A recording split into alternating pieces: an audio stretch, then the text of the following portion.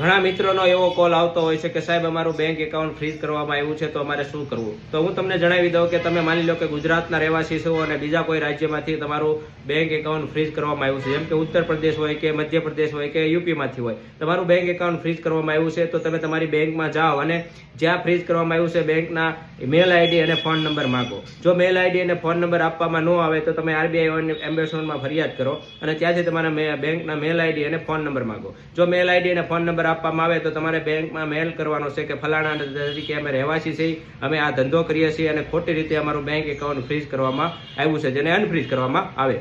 જો બેંકને એવું લાગશે તો તમારું ખાતું અનફ્રીઝ કરી આપશે. છતાંય પણ જો તમારું બેંક એકાઉન્ટ અનફ્રીઝ કરવામાં ન આવે તો તમે જ્યાં પણ રહેવાસી છો, માની લો ગુજરાતના રહેવાસી છો તો ગુજરાતની સેશન કોર્ટમાં તમે પિટિશન દાખલ કરવાની છે.